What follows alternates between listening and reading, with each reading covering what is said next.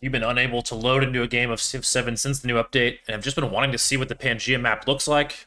Well, you're in the right place. Hey everyone, this is Connor here at Civ House, and like I'm sure many of you, I have also had extreme problems simply even loading into the game. Right now, all I've been able to do to get it to work is to verify the files every single time I load in. So, in order to, if there's players that I've heard having even more problems than that, if that's you, and you've just been kind of wanting to see what the Pangea map at least looks like through the end of Antiquity, I wanted to kind of highlight that, and also talk about my first game with Friedrich Oblique here.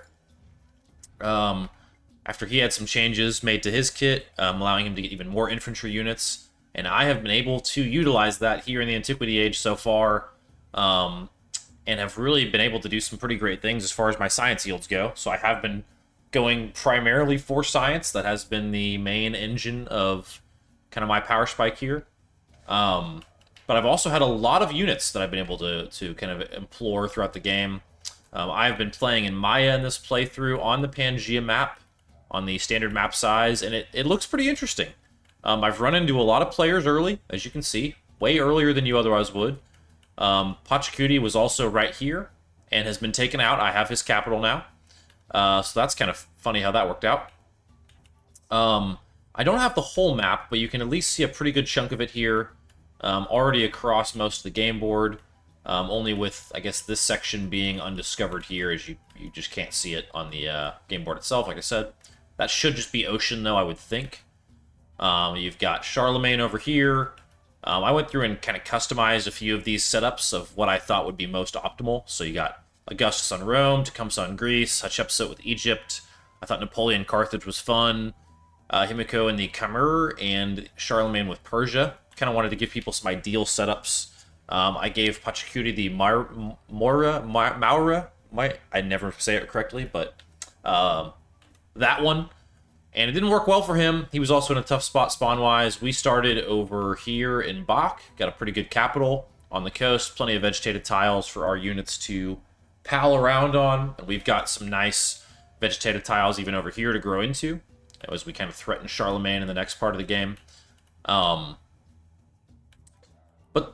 So far as the map is concerned, I think it's been really interesting. You have these kind of larger choke points, but no full gaps, so you're able to traverse really large areas.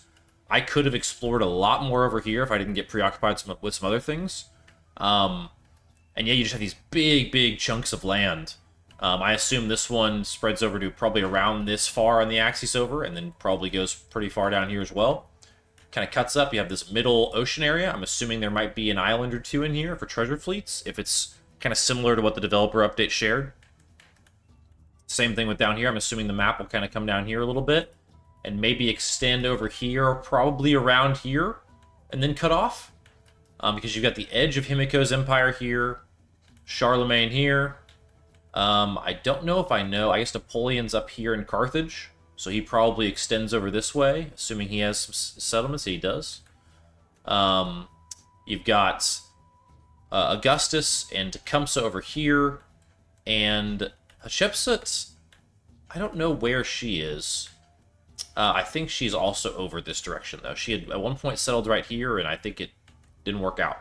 I think her settlement ended up going under.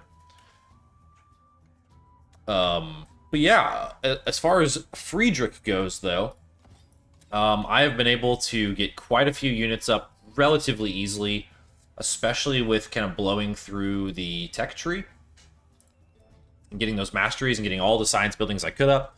So we've already done future tech once. We've got quite a few going here. Would even be able to get some more masteries potentially. A lot of science buildings up everywhere. We have academies in several places. We have libraries up. We've got a science building in our unique quarter that I believe has been proccing it. So we have been plenty fueled militarily, which did allow us, like I said, to have a huge presence over here, take that capital from Pachacudi, and do pretty good overall. We're not dominating with this setup. It would have been great to have gotten one more military point. That's okay. Science, I'm surprised we didn't get more codices. I think part of it is I wasn't able to display enough of them, which happens. And then economic also. So just kind of a decent run. This is on immortal difficulty. So not even on deity, and we're not quite doing, again, as good as I would have thought. But I did pick these Civ combinations hoping they would be strong.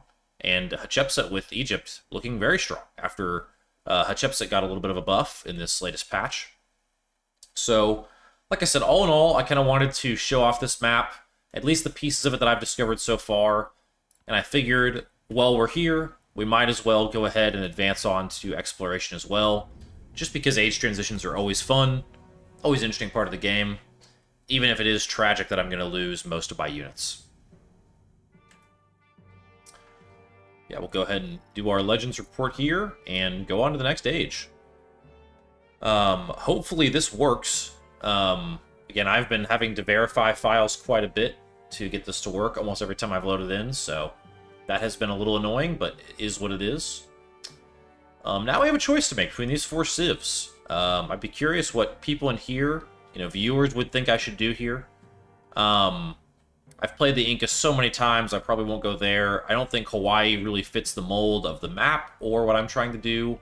Bulgaria sounds pretty interesting, pretty fun. Does well on rough units, or rough tiles, rather. Great for pillaging, obviously.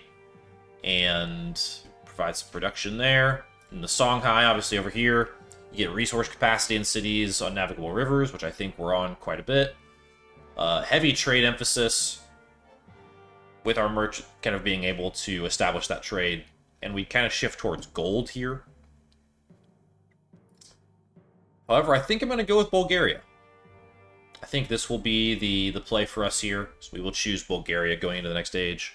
I'll be very curious to see what the other leaders chose for their exploration age civs.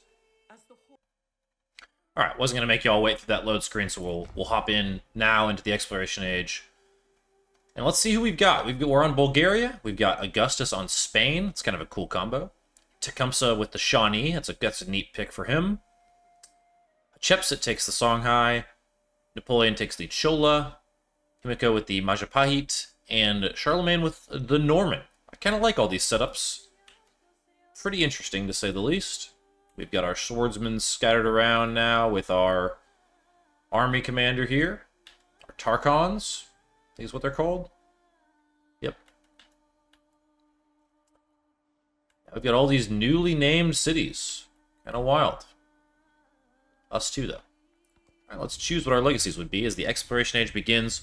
Kind of do this age transition, just kind of, again, this may be one I come back to. I like to do these kind of hybrid Let's Plays. I'm sure if you've been a part of the channel for a while, you've been seeing me do them. But yeah, let's do this, though. +1 size for every codex and activity. So we had 9 codices, but we were only able to display 6 of them. Interesting. We will take that, though, as well as a science attribute point. Economic and expansionist. Actually, we'll probably go military. And then I think we probably keep Bach as the capital here. I think that works. I don't see why we would change. And we have 5 points. Wow, so many points. A couple military points here. I think we'll probably go war support and actually probably this unrest. I don't know, we're going to be training a lot of units, though. Probably go for the units, actually. And science, we have so much science. We're probably not going to be doing alliances because of the Bulgaria playstyle here being a little bit more aggressive. So we probably should just go science on each quarter. So that just seems pretty strong. And then we'll go for science in towns, I think. So I assume we're going to have a lot of towns, and we just have a lot of towns currently. So starting off with 108 science feels pretty good. Barely edging out Augustus there.